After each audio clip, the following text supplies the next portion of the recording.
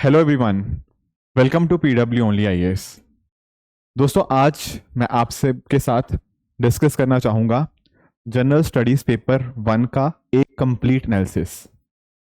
अब इस आज के सेशन में हम पेपर 1 को देखेंगे, बट आने वाले सेशंस के अंदर पेपर 2, पेपर 3, पेपर 4 आप सबको इनका एनालिसिस आगे भी मिलता रहेगा। अब आज के सेशन में सर होगा क्या डिस्कशन? देखो, कंप्लीट डिस्कशन होगा कि पेपर 1 के अंदर क्या क्या चीज़ें पूछी जाती हैं, क्या क्या ज़्यादा इंपॉर्टेंट होता है, किस तरह के क्वेश्चंस आते हैं, पहले क्या क्वेश्चंस पूछे जा चुके हैं एंड उनके बेसिस के ऊपर क्या क्वेश्चन फर्दर आ चुके हैं, एंड साथ ही साथ उनके क्या सोर्सेज हम रेफर कर सकते हैं। ये सारा एक होलिस्टिक डिस्कशन हम यहाँ पे करने की कोशिश करेंगे। तो अगर आपको पेपर 1 के बारे में उतना आइडिया नहीं है, कोई बात नहीं, आज के लेक्चर के बाद, आज के सेशन के बाद आपको एक कंप्लीट आइडिया इसका मिल चुका होगा। क्लियर? ठीक है, मैं थोड़ा सा एक्सप्लेन कर देता हूं। फिर भी कई बार बच्चों का पहला अटेम्प्ट होता है, तो दरअसल में ना इस बार का अगर हम बात करें मेंस की, तो दरअसल में इस बार आपके जो मेंस स्टार्ट हो रहा है ना, वो स्टार्ट हो रहा है 20 सितंबर को। ठीक है, ये 2024 वाले बच्चों की बात कर रहा हूं, अगर कोई बाद में देखेगा तो आप उस हिसाब से देख लेना। तो इस बार का जो मेन स्टार्ट हो रहा है वो 20 सितंबर से स्टार्ट हो रहा है। तो जिस दिन आपका एग्जाम होता है तो इट स्टार्ट्स विद एसे। ठीक है, तो 20 तारीख को आपका सुबह 9 बजे से लेकर 12 बजे तक आपका एसए का एग्जाम होगा। फिर उसके अगले दिन से, जैसे 21 सितंबर को सुबह 9 से 12 आपका जीएस पेपर 1 रहेगा, 21 की दोपहर को ही 2 से 5 आपका जीएस पेपर 2 रहेगा, एंड फिर नेक्स्ट डे आपका 22 तारीख को जीएस पेपर 3 एंड 22 तारीख की शाम को ही जीएस पेपर 4 होगा। फिर 5 दिन का ब्रेक होता है, उसके बाद आपके लैंग्वेज पेपर्स, ठीक है, एंड साथ ही साथ आपके नेक्स्ट संडे आपका ऑप्शनल हो जाता है। तो आगे बढ़ने से पहले एक इंपॉर्टेंट इन्फॉर्मेशन मैं आप सभी के साथ शेयर करना चाहता हूं। दोस्तों, हमारा जो सृजन मेंस गाइडेंस प्रोग्राम है, यहां पर आपको बहुत ज्यादा हेल्प मिल सकती है, चाहे वो रेगुलर बेसिस के ऊपर आंसर राइटिंग की फॉर्म में हो, उनकी एवेल्युएशन एंड साथ ही साथ मेंटरशिप की फॉर्म के अंदर। देखो, जब आप आंसर राइटिंग करते हो तो रेगुलर बेसिस के ऊपर अगर आपको इनपुट्स मिलते रहते हैं तो आप अपने आप को धीरे धीरे करके बेहतर करते जाओगे, एंड हमारे जो एक्सपीरियंस मेंटर्स हैं यहाँ पर आपको पूरी तरह से हेल्प भी करेंगे। पिछले साल all India rank 13 Medha Anand ji and इसी तरह से 57 से भी ज्यादा सिलेक्शंस इसी particular seasons main guidance programme से हुए हैं। तो आप भी इसका डेफिनेटली आप यूज कीजिए। ये पर्टिकुलर प्रोग्राम उन बच्चों के लिए पूरी तरह से फ्री है जो इस बार अपना प्रीलिम्स क्लियर करेंगे। नीचे डिस्क्रिप्शन में इसका लिंक दे दिया है, वहां पर जाकर आप इस प्रोग्राम के अंदर एनरोल कर सकते हैं। तो आज के सेशन में जो हम बात करेंगे ना, वो बात करेंगे इस पेपर की, जो 21 तारीख को सुबह 9 से 12 आपका होगा, जिसको हम जनरल स्टडीज पेपर 1 के नाम से भी जानते हैं। थोड़ा सा मैं आपको आइडिया दूं, अगर बात करूं ना इस पर्टिकुलर पेपर की, तो इनको मैं 3 तरह से डिवाइड करना चाहूंगा। एक एक करके तीनों का आगे ब्रेकअप भी देखेंगे, कहां से कितने क्वेश्चन आते हैं। पर मोटा मोटा जो मैं आपको बताना चाहूंगा कि एक सेक्शन हम इसमें हिस्ट्री इंक्लूड कर सकते हैं। मैं डिटेल में एक्सप्लेन करूंगा कि हिस्ट्री में क्या क्या मैंने बोल दिया। इसी तरह से एक हो सकता है आपका सोसाइटी, एंड तीसरा आप इसमें इंक्लूड कर सकते हो, दैट इज आपका ज्योग्राफी। ठीक है, इनके फर्दर ब्रेकअप अभी मैं आपको बताता हूं, बट मैंने 3 तरह से इस तरह इसको डिवाइड कर दिया कि हिस्ट्री, सोसाइटी एंड ज्योग्राफी, ये 3 मेजर बड़े ब्रेकअप्स इसके पेपर 1 के देखने को मिलते हैं। अब आप पूछेंगे सर इनकी इंपॉर्टेंस कितनी रहती है? देखो, अगर मैं बात करूं ना पिछले साल के एग्जाम की, यानी कि 2023 की, तो ये कुछ इनकी इंपॉर्टेंस है। जैसे आप जानते हैं कि एग्जाम होता है 250 मार्क्स का, तो ओवरऑल जो वेटेज है ज्योग्राफी की लगभग 40% है, सोसाइटी की लगभग 30% है, एंड हिस्ट्री की लगभग 30% है। एंड ये जो ट्रेंड है ना, ये सिर्फ 2023 में ही नहीं, इससे पहले भी ऑलमोस्ट सिमिलर ही रहा है। 5 नंबर इधर उधर जरूर हो सकते हैं, बट रफली यही ट्रेंड रहता है कि तीनों में ऑलमोस्ट इक्वली डिवाइड है। थोड़ा ज्योग्राफी का पोर्शन ज्यादा आता है, बट सोसाइटी एंड आपका हिस्ट्री का भी उसी के आसपास रहता है। आप ऐसा कह सकते हो कि 250 मार्क्स का पेपर है, तो 100 नंबर का पेपर आपका ज्योग्राफी से, आपके 75 मार्क्स का पेपर लगभग सोसाइटी से, एंड उसी तरह से 75 मार्क्स का पेपर हिस्ट्री से देखने को मिल जाता है। तो एक मोटा मोटा एक आइडिया हमें हो गया। तो एक काम करते हैं, तीनों सेक्शंस को फर्दर एक्सप्लोर करते हैं, इनके सिलेबस को जानते हैं, इनसे कैसे क्वेश्चन आते हैं उनका आइडिया लेते हैं। पहले हम बात करेंगे हिस्ट्री की। हिस्ट्री का जैसे मैंने आपको बताया अभी, हिस्ट्री में टोटल हमें 75 मार्क्स का पेपर पिछले साल देखने को मिला था। पिछले 3-4 साल से यही सिमिलर ट्रेंड है। अगर मैं बात कर रहा हूं हिस्ट्री के सिलेबस की, तो मैंने आप सबके लिए कुछ एक टर्म्स को यहाँ पे हाईलाइट किया हुआ है। आपको वो टर्म्स बहुत आराम से देखने हैं। जैसे फॉर एग्जांपल यहां पर बात हुई है किसकी, आपके कल्चर की। तो यानी कि ना जो चीजें हम बात करते हैं आर्ट एंड कल्चर की, वो कहीं ना कहीं यहाँ पे हमें देखने को मिलता है। Eight the same time art and culture, architecture, ये सारा उसी के अंदर आ गया। एंशिएंट से मॉडर्न टाइम्स के लिए मॉडर्न इंडियन हिस्ट्री की खासकर यहाँ पे बात कर रहा है। यहाँ पर बात होती है कुछ इवेंट्स की, पर्सनैलिटीज की, इश्यूज की। क्वेश्चन एक्सप्लेन करूंगा तो आपको और आइडिया आएगा कैसे गांधी जी के बारे में क्वेश्चन पूछा है, सुभाष चंद्र बोस जी के बारे में क्वेश्चन पूछा हुआ है, आपके जो और पर्सनैलिटीज हुई हैं उनके बारे में अक्सर यहाँ पे क्वेश्चंस देखने को मिल जाते हैं। दादा भाई नौरोजी हो गया, या ऐसे क्वेश्चंस हमें देखने को मिल जाते हैं। इसके अलावा अगर मैं बात करूं फिर फ्रीडम स्ट्रगल की यहाँ पे बात हुई है।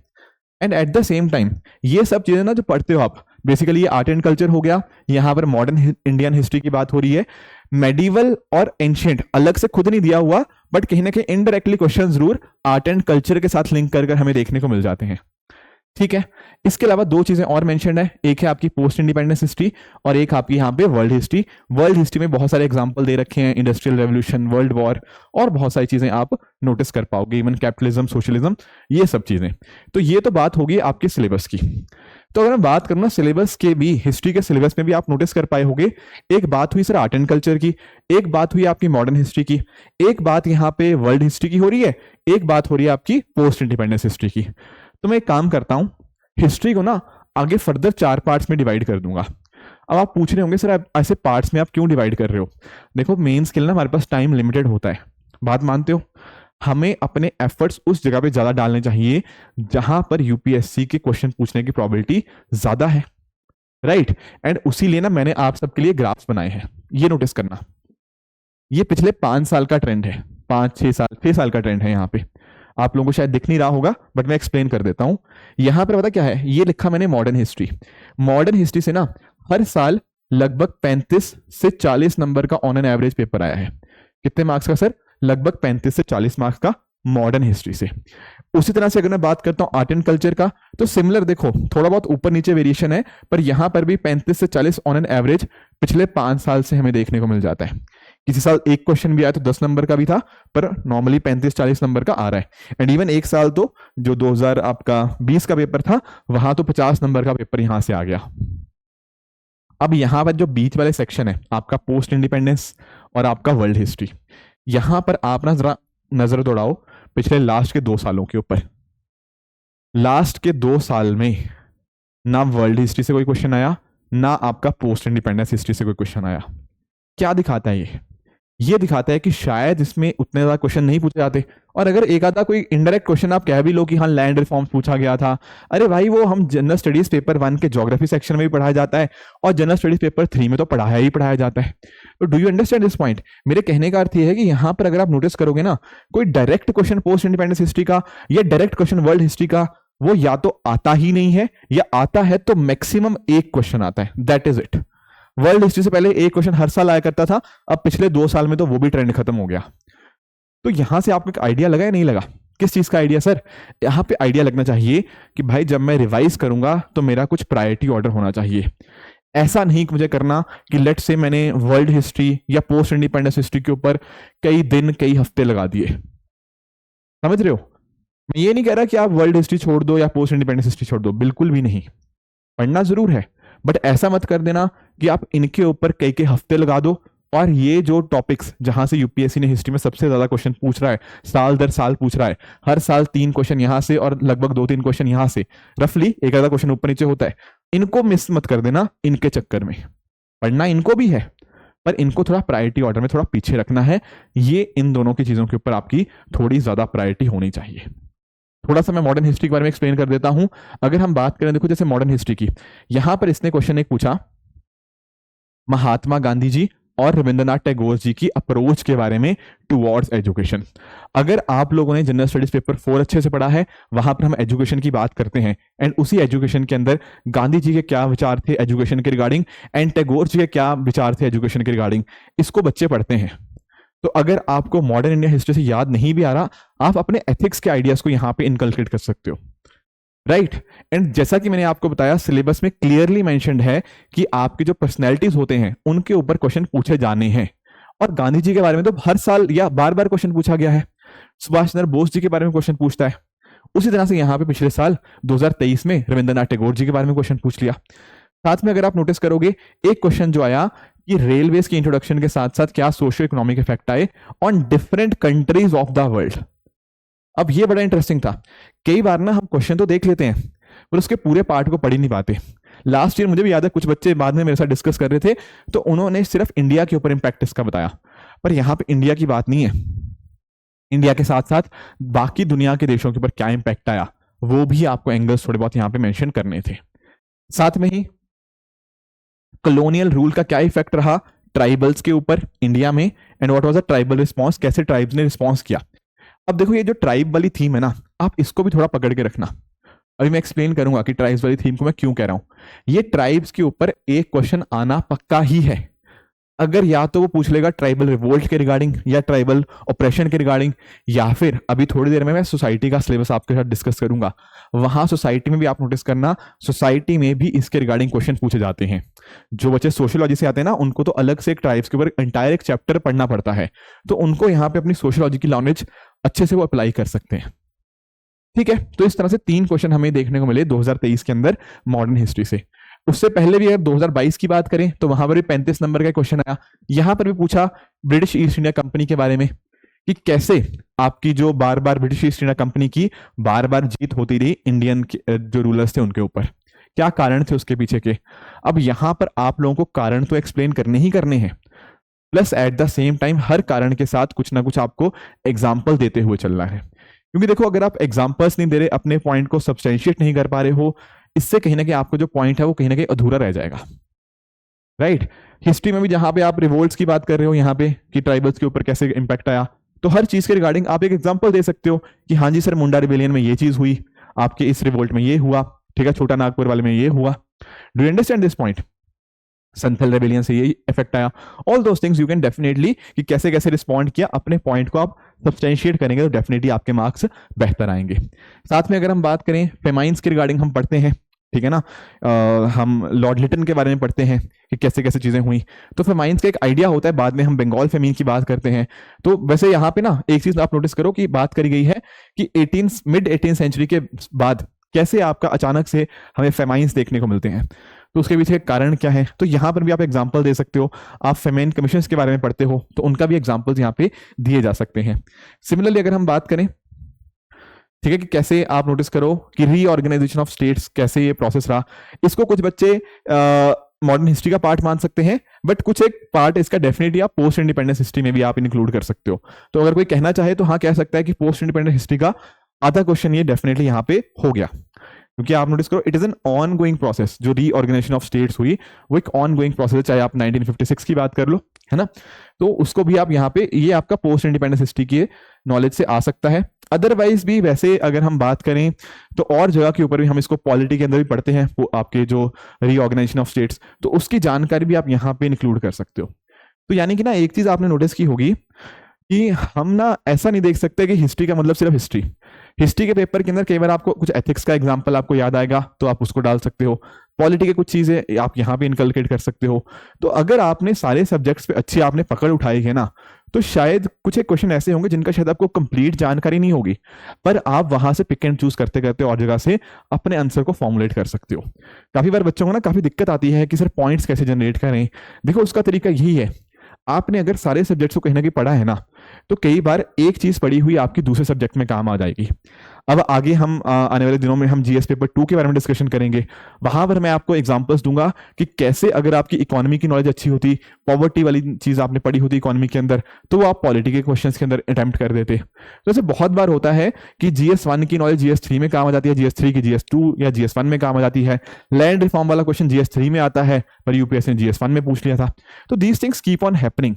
All you need to do is कि अपने दिमाग को ओपन रखना है, एंड अगर आपने PYQs की प्रैक्टिस अच्छे से करी होगी तो ये कहीं ना कहीं आप क्वेश्चन अच्छे से कर पाओगे।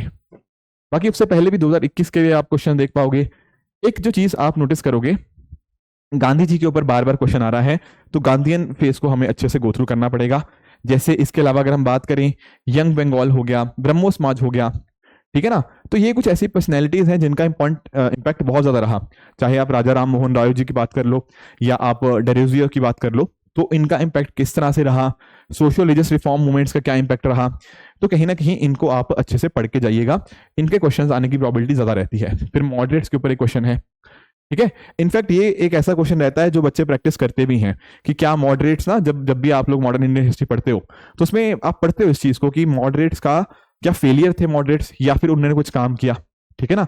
जब आप चीजें पढ़ते हो इकोनॉमी के रिगार्डिंग, आप चीजें पढ़ते हो अपनी हिस्ट्री के अंदर, एज इन की कि जैसे दादा भाई नरोजी जी का आप एग्जाम्पल यहाँ पे दे सकते हो कि किस तरह से उन्होंने जो मिथ था उसको यहाँ पे ब्रेक किया एंड कैसे बताया कि इंडिया कैसे डिपेंडेंट होता जा रहा है बाकी चीजों के लिए।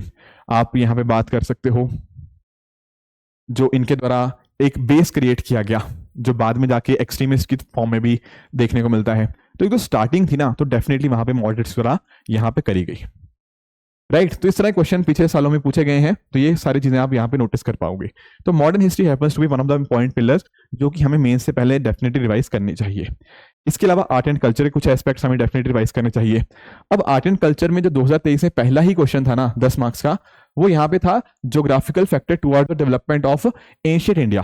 अब कुछ लोग इसको ज्योग्राफी के अंदर भी इंक्लूड कर सकते हैं, कुछ लोग इसको आर्ट एंड कल्चर के अंदर भी इंक्लूड कर सकते हैं।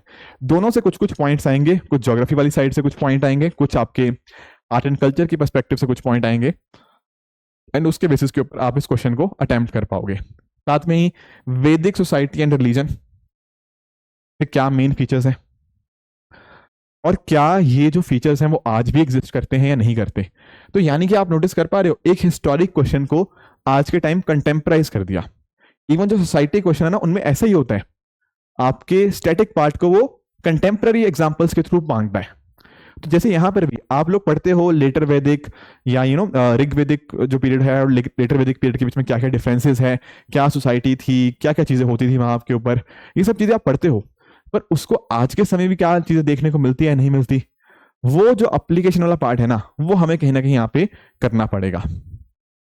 साथ में ही सल्तनत पीरियड के समय क्या टेक्नोलॉजिकल चेंजेस आए। तो कुछ एक क्वेश्चन ऐसे भी थे जो थोड़े से टफ कहे जा सकते हैं, क्योंकि कई ऐसी चीजें होती हैं जो शायद हम डायरेक्टली हमें अपनी बुक्स के अंदर नहीं देखने को मिलती, पर थोड़ा सा यहाँ पे दिमाग ज्यादा लगाना पड़ेगा, तब जाके ऐसे क्वेश्चंस को भी कुछ हद तक आंसर किया जा सकता है। सिमिलरली बात करें 2022 की, तो यहां पर भी देखो पूछा गया है कि मेडिवल इंडियन टेम्पल स्ट्रक्चर की बात करी हुई है। आपके गुप्ता पीरियड का स्ट्रक्चर तो आप बिल्कुल पढ़ते हैं, इनके कॉन्ट्रीब्यूशन के बारे में, गोल्डन पीरियड आपका बोला गया है।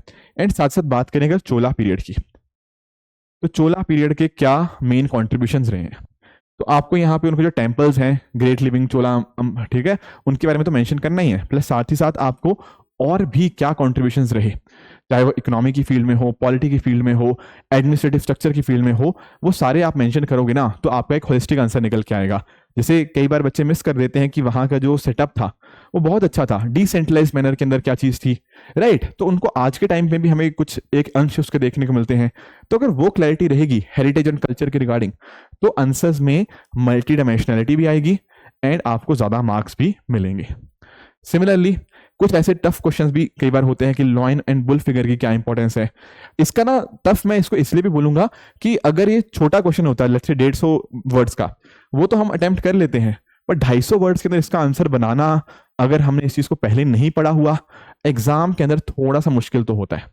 तो यानी कहने का मेरा अर्थ सिंपल सा है कि आर्ट एंड कल्चर और मेडिवल, अगर इसमें दोनों मिला के अगर 6 से 7 क्वेश्चन आते हैं ना, तो एक क्वेश्चन थोड़ा टफ आता है, नॉर्मली 1 से 2 क्वेश्चन थोड़े टफ आते हैं, बाकी डुएबल होते हैं जो आप कर सकते हो, गिवन द फैक्ट कि आपने चीजों को रिवाइज किया हो।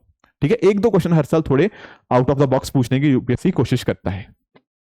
ऐसे ही पिछले सालों में भी 2021 में चलो एक ही क्वेश्चन आया, पर 2020 में आप नोटिस करो 4 सवाल आए थे। एंड यहाँ पर भी कुछ एक चीजें थी, जैसे पर्शियल लिटरेरी सोर्सेज हो गया, आपके पाल पीरियड को यहाँ पे पूछ लिया गया, यहाँ पे रॉक कट आर्किटेक्चर, ये तो आसान क्वेश्चन है कुछ कुछ, बट जैसे पर्शियल लिटरेरी सोर्सेज के एग्जांपल्स कई बार उतने दिमाग में नहीं आते जब आप एग्जाम के प्रेशर में होते हो।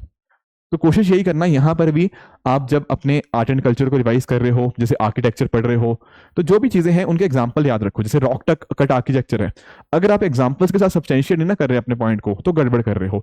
टेंपल आर्किटेक्चर के ऊपर क्वेश्चन आ रहा है, तो आप टेंपल्स के एग्जांपल्स दे रहे, या फिर एक फ्लो चार्ट नहीं बना रहे जिसमें टेंपल के थोड़ा स्ट्रक्चर को दिखाना है, या आप लेट से आपको स्तूपा के ऊपर कुछ आंसर देना है, वहां पर आप स्तूपा का डायग्राम एक छोटा सा बना सकते हो।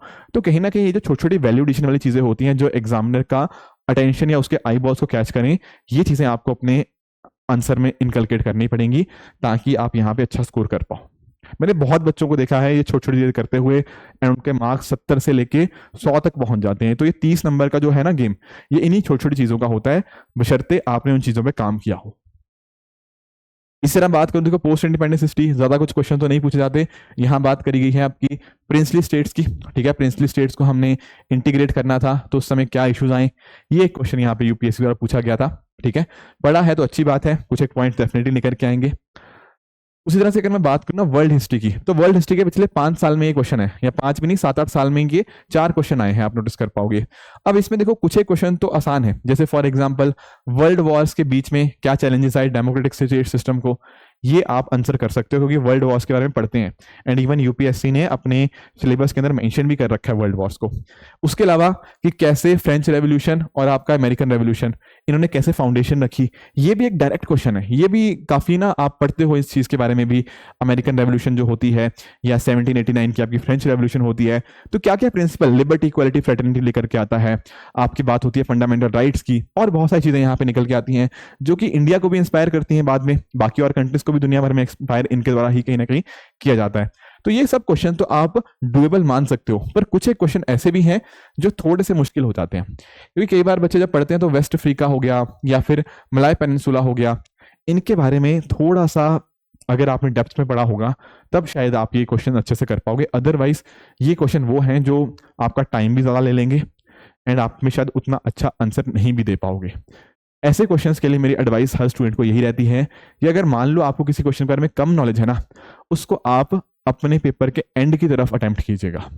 जैसे फॉर एग्जांपल इनमें आप काफी अच्छा आंसर लिख जाते हो अगर आपको ये चीजें पता होंगी, तो ये जहां पर आपको कम जानकारी है वहां पर अगर आप छोड़ने के बजाय अगर कुछ एक पॉइंटर्स लिखाओ जो आपको याद आ रहे हैं उस समय के ऊपर, तो 1-2 पॉइंट्स तो आप कहीं ना कहीं कैप्चर कर सकते हो।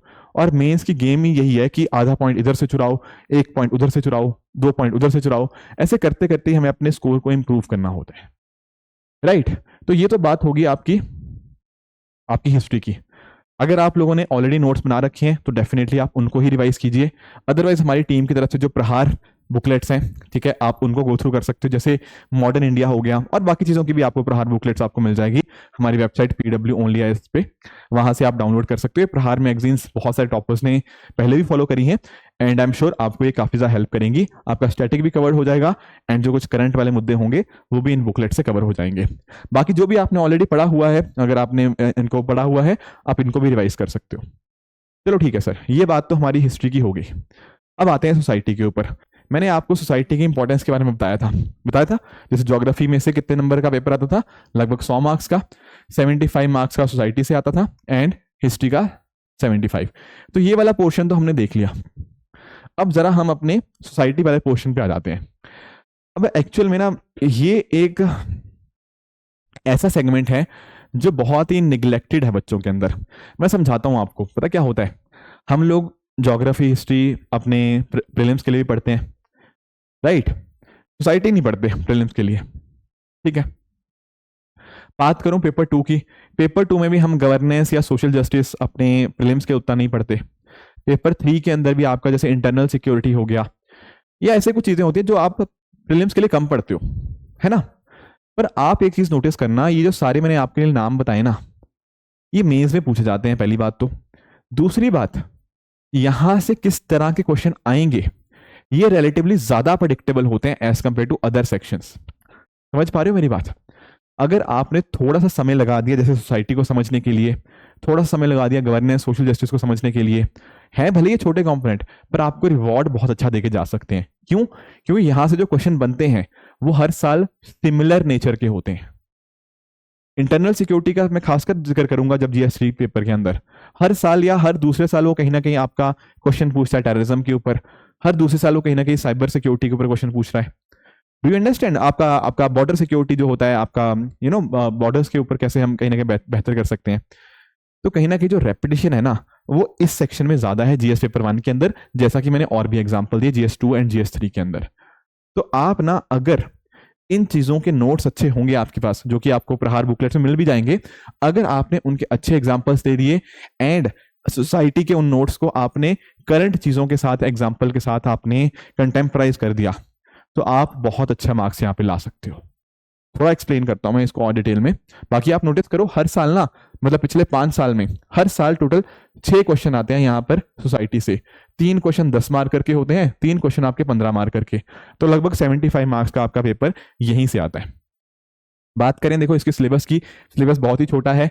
इंडियन सोसाइटी के क्या फीचर्स हैं, इंडिया की क्या डाइवर्सिटी है, महिला और महिला ऑर्गेनाइजेशन का क्या रोल रहा, ये चीज़ें आपको बाकी जगह भी हेल्प कर जाती हैं। बाकी पॉवर्टी, डेवलपमेंट, ये सब जीएस पेपर 2 और जीएस पेपर 3 में हेल्प कर देता है। अर्बनाइजेशन हो गया, पॉपुलेशन हो गया, इसकी क्या क्या प्रॉब्लम्स हैं।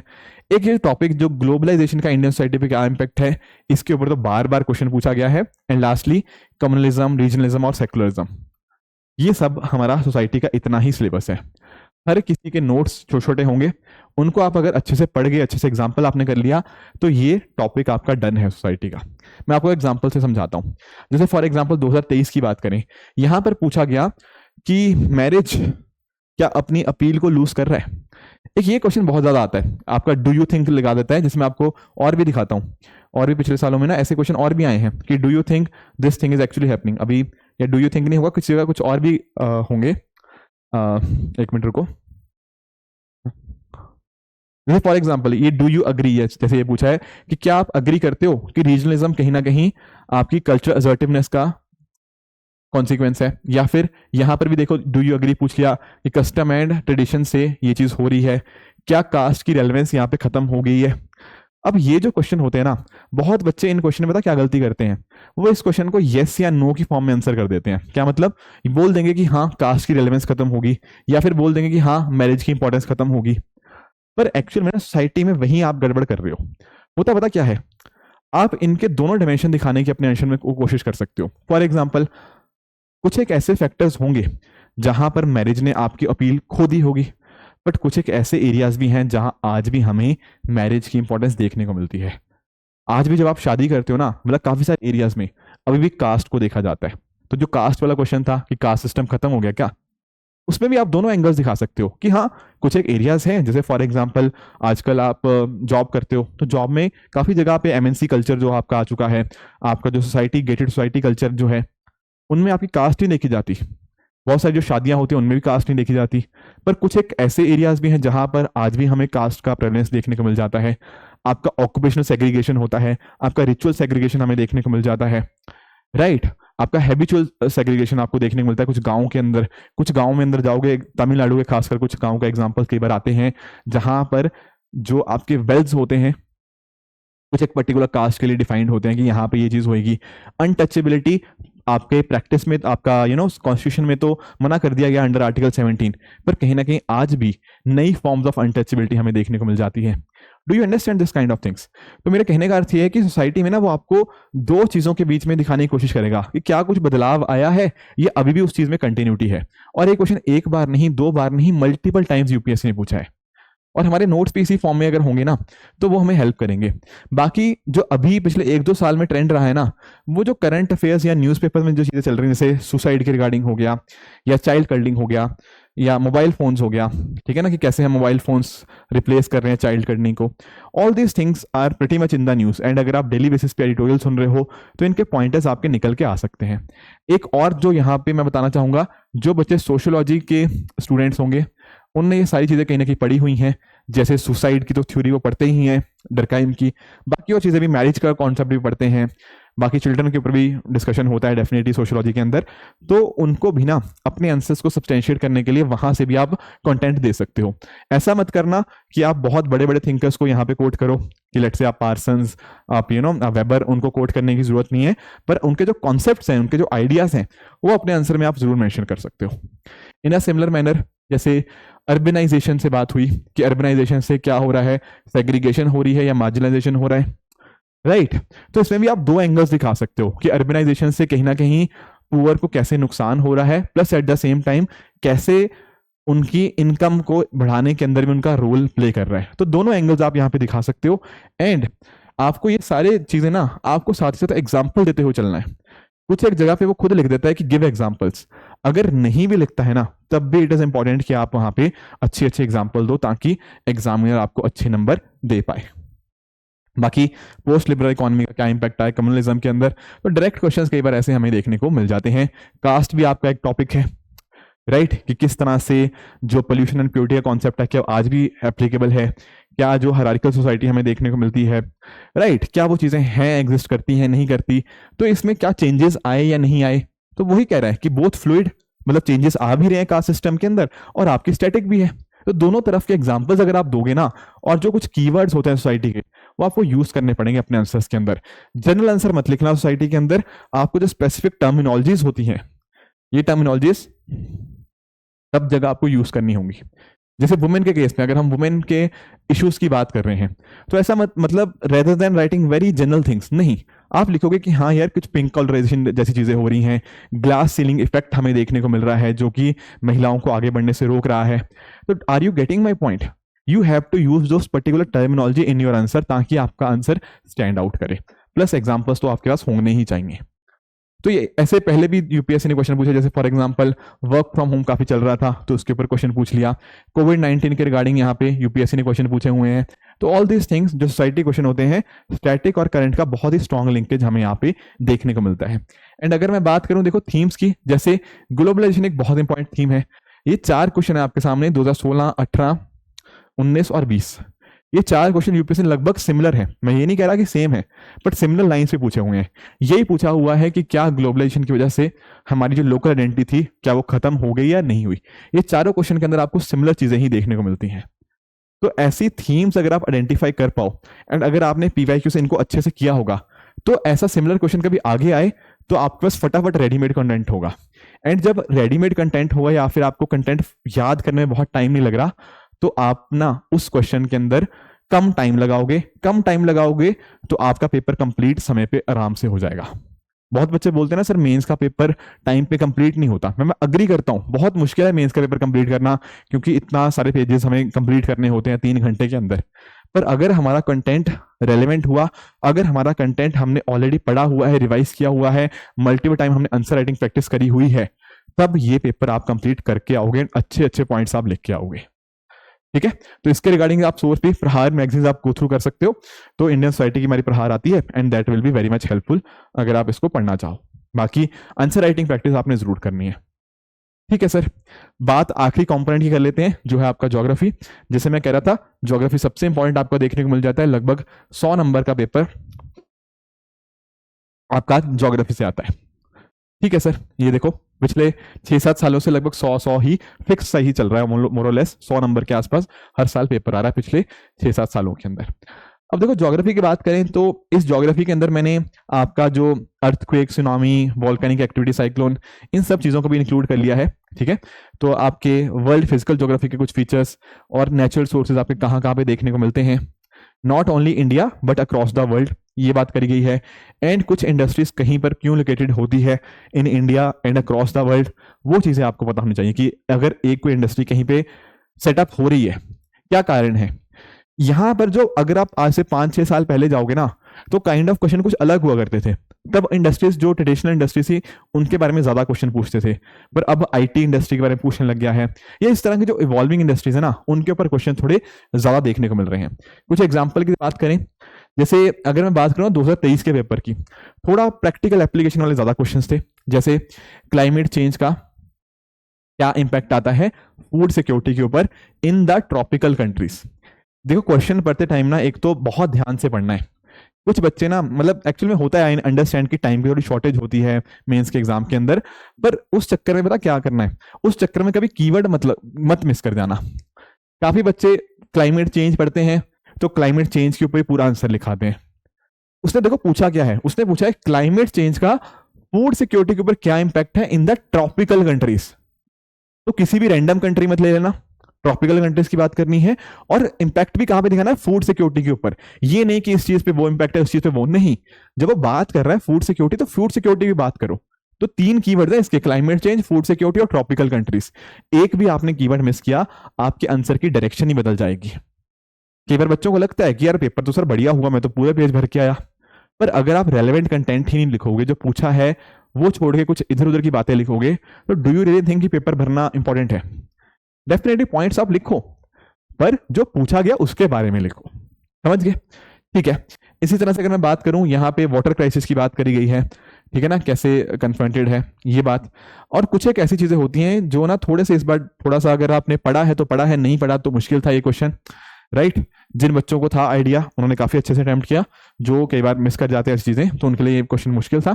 तो ये एक वैसा क्वेश्चन था जो आप वहां पे ऑन द स्पॉट आपके सोचना थोड़ा मुश्किल था, गिवन द फैक्ट अगर नहीं पढ़ा। इसके अलावा जब हम बात करते हैं मानसून की तो तब हम बात करते हैं पुरवैया वगैरह की, उसमें डिस्कशन होता है आपका अलग से, ठीक है, साउथ वेस्ट मानसून की। तो ये चीजें तो आपकी आपके स्टैंडर्ड जो भी आपके सोर्सेज हैं उनमें आराम से मिल जाएंगी। इवन ये थर्ड क्वेश्चन भी मिल जाएगा, बट कई बार होता है कि मिस कर जाते हैं ये चीजें, तो I can completely understand. But otherwise बाकी क्वेश्चन आपके थोड़े एप्लीकेशन ओरिएंटेड थे एंड इनमें भी अच्छे एग्जांपल्स आपको हेल्प कर सकते थे। साथ में ना यहाँ पर जहां जहां पे आपको लगे कुछ डेटा हो तो आप डेफिनेटली अपने आंसर में डालिएगा। जैसे यहाँ पर आपकी FAO food and agriculture organisation की बहुत सारी रिपोर्ट्स आती हैं, या और भी एंटिटीज की रिपोर्ट आती रहती हैं, आपके क्लाइमेट चेंज के रिगार्डिंग बहुत सारी आपकी रिपोर्ट निकाली जाती हैं, ठीक है। असेसमेंट रिपोर्ट्स आती हैं, 6th असेसमेंट रिपोर्ट, अभी 7th की तैयारी चल रही है IPCC की, तो वो एग्जांपल्स, फ्रेश वाटर रिसोर्सेज का भी आप एग्जांपल दे सकते हो। नीति आयोग की कंपोजिट वाटर मैनेजमेंट इंडेक्स आता है। तो कहीं ना कहीं जहां पर आपको लगे कि रेलेवेंट डेटा है आपके पास उस चीज का, तो वो डेटा इंसर्ट करना आपके लिए डेफिनेटली यूजफुल रहेगा। इसके अलावा और चीजें आप देख सकते हो, जैसे मैं बात करता हजार्ड्स की, तो हजार्ड्स के ऊपर क्वेश्चन पूछा गया है, नेचुरल वेजिटेशन की डाइवर्सिटी के regarding, and wild life sanctuary का क्या सिग्निफिकेंस है उसके ऊपर क्वेश्चन आ गया, ठीक है। और एक जैसे ये क्वेश्चन है ना, ये क्वेश्चन है जो आप जनरल स्टडीज पेपर 3 की नॉलेज के साथ भी अटेम्प्ट कर सकते हो। यहां पे उसने पूछा है कि हमारे यहाँ पे ह्यूमन डेवलपमेंट क्यों नहीं हो पाई as compare to economic development. देखो जनरल स्टडीज पेपर 3 इकोनॉमी के अंदर आप ग्रोथ और डेवलपमेंट के बीच में फर्क समझते हो, इंक्लूसिव ग्रोथ आखिर क्या होती है, क्या उसके साथ इश्यूज एसोसिएटेड है, ये डायरेक्टली मेंशन्ड है आपके सिलेबस के अंदर। तो यानी कि मेरे कहने का अर्थ होता क्या था, जनरल स्टडीज पेपर 3 का कंटेंट 1 में यूज हो जाता है, कई बार 1 का कंटेंट आपका 3 में यूज हो जाता है, ये काफी फ्रिक्वेंटली हमें देखने को मिला है।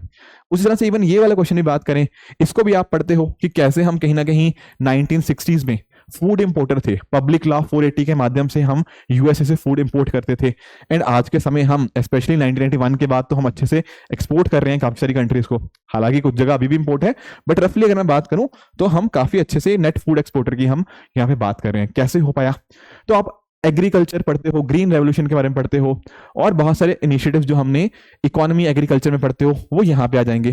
काफी बच्चे जनरल स्टडीज में 1 में भी, ज्योग्राफी में भी चीज पढ़ते हैं, पर वो वाला कॉन्सेप्ट आप यहाँ पे यूज कर सकते हो। कुछ बच्चे इसको पोस्ट इंडिपेंडेंस हिस्ट्री का भी पार्ट मान सकते हैं, so that is up to you. Geography में भी पढ़ा होगा, इकोनॉमी में भी पढ़ा होगा, हो सकता है पोस्ट इंडिपेंडेंस हिस्ट्री में भी पढ़ा हो, तो सारे जो भी आपने पढ़ा है ना उसको यहाँ पे आपने पॉइंट्स के फॉर्म में अंदर अच्छे से आंसर प्रेजेंट करने की यहाँ पे कोशिश करनी चाहिए। सिमिलरली 2022 में भी क्वेश्चन आप देख पाओगे, ये कुछ ऐसे क्वेश्चन आते हैं जो प्राइमरी रॉक्स पढ़ते हो, प्राइम आपके इग्नियस रॉक्स हो गया, बाकी रॉक्स पर किसके बारे में पूछा गया, प्राइमरी रॉक्स के बारे में, तो उसी के कैरेक्टरिस्टिक्स आपको बताने चाहिए। आपके ये जो करंट अफेयर्स वाले क्वेश्चन कई बार होते हैं, साइक्लोन, ये कई बार प्रीलिम बूस्टर के अंदर मैंने डिस्कशन किया है कि साइक्लोन के रिगार्डिंग जो अलग अलग कलरिंग होती है इसके ऊपर क्वेश्चन है। एंड अगर आपने यूपीएससी के PYQs करे होंगे ना, तो वहां पर उसने ये भी क्वेश्चन पूछा था कि साइक्लोन्स की नेमिंग आखिर कैसे होती है। तो आज के समय 13 कंट्रीज हैं, वो 13 कंट्रीज हर एक कंट्री ने 13 नाम दिए हुए हैं, तो टोटल नेमिंग कैसे होती है वो करंट अफेयर्स में अक्सर आता रहता है, तो करंट अफेयर्स की जानकारी आपको यहाँ पे हेल्प कर सकती है। डेक्कन ट्रैप हो गया, आपका विंड एनर्जी का क्या पोटेंशियल है, ये क्वेश्चन जनरल स्टडीज पेपर 3 में भी आ जाते हैं ऐसे क्वेश्चंस, तो you must be aware about these things. Plus PYQ की इंपॉर्टेंस मैं आपको एक जगह और बताता हूं, ये वाला जो क्वेश्चन यूपीएससी ने पूछा ना कि कौन कौन सी फोर्सेस होती हैं ओशन करंट्स को जो इन्फ्लुएंस करती हैं, ये यूपीएससी का रिपीटेड क्वेश्चन है। आई थिंक 4-5 साल पहले पूछा गया था, दोबारा यूपीएससी ने इसको रिपीट कर दिया। एंड इस क्वेश्चन से आपको एक आइडिया लग पाएगा कि क्यों मैं कहता हूं कि आपको हर जगह ना अपने पॉइंट को सब्सटेंशिएट करना है। आप ऐसे नहीं लिख सकते कि हाँ यार ओशन करंट आपका सैलिनिटी के साथ, टेम्परेचर के साथ, आपके जो विंड की क्या डायरेक्शन होती है, या फिर आपकी कोस्ट लाइन की क्या शेप होती है। ये आंसर्स ठीक है, आपके पॉइंटर्स बिल्कुल सही हैं, पर आपको साथ में यहाँ पे एग्जांपल्स देने पड़ेंगे। आप गल्फ स्ट्रीम का एग्जांपल दीजिए, आप जब लिखोगे ना कि क्या इनका रोल होता है, कि तो फिश कैच के रिगार्डिंग आप एग्जांपल्स जब दोगे, तो कहीं ना कहीं आपको उन पर्टिकुलर ओशन करंट्स के एग्जांपल जरूर देने पड़ेंगे, ठीक है ना। अगला करंट के आप एग्जांपल दे सकते हो, जापान के कॉरेस्पॉन्डिंग आप एग्जांपल्स दे सकते हो जो ओशन करंट्स होते हैं, ठीक है ना। तो जो भी आप बेंगुला करंट हो गया, तो जो भी आपको करंट आपको लगता है कि हाँ यार फिशिंग इंडस्ट्री के ऊपर है, राइट, तो उनके आपको एग्जाम्पल जरूर देने हैं, किस तरह से जो उनका मीटिंग पॉइंट होता है, तो एग्जाम्पल जरूर नेसेसरी है। एंड इस वजह से मैं कह रहा हूँ ये PYQ जब रिपीट हो जाते हैं ना, तो ये वाले क्वेश्चन आप फटाफट कर पाओगे। इसी तरह से जैसे इंडस्ट्रीज की बात करें तो रबर के ऊपर पूछ लिया गया, स्ट्रेट्स एंड इस्थमस के क्या सिग्निफिकेंस रहता है इंटरनेशनल ट्रेड के अंदर। यहां पर भी जो जो आप पॉइंट लिख रहे हो, give an example, Malacca state की बात करो, जो भी आपको स्टेट्स दिमाग में आ रही है उस समय उनके एग्जांपल जरूर लिखिए। बाकी ये तो कुछ फिजिकल ज्योग्राफी के डायरेक्टली क्वेश्चन है, ट्रोपोस्फेयर हो गया एंड ऑल दोस थिंग्स। तो ऐसे कुछ क्वेश्चन है लैंडस्लाइड्स के ऊपर, तो ना यूपीएससी ने बार बार क्वेश्चन पूछे, ये करंट अफेयर्स में भी था एंड इवन इस साल जब 2021 में क्वेश्चन आया जीएस1 के अंदर, 2023 में डिजास्टर मैनेजमेंट के अंदर, सॉरी 2023 नहीं 2021 में ही यूपीएससी ने यही सिमिलर क्वेश्चन इसका जीएस पेपर 3 में डिजास्टर मैनेजमेंट में भी पूछ लिया। तो कहीं ना कहीं जो भी आपका इस तरह से आपका कुछ भी डिजास्टर, चाहे साइक्लोन हो, लैंडस्लाइड हो, न्यूज में right is highly likely to be asked and बाकी और क्वेश्चंस भी आप यहाँ पे नोटिस कर पाओगे। तो कहने का अर्थ क्या है कि ज्योग्राफी में एक दो क्वेश्चन ऐसे रहेंगे जो आपके प्योरली स्टैटिक पोर्शन से आएंगे, एक दो क्वेश्चन ऐसे रहेंगे जो डिजास्टर्स के साथ लिंक करके पूछे जाएंगे एंड एक दो क्वेश्चन आपके एप्लीकेशन ओरिएंटेड डेफिनेटली रहते ही रहते हैं।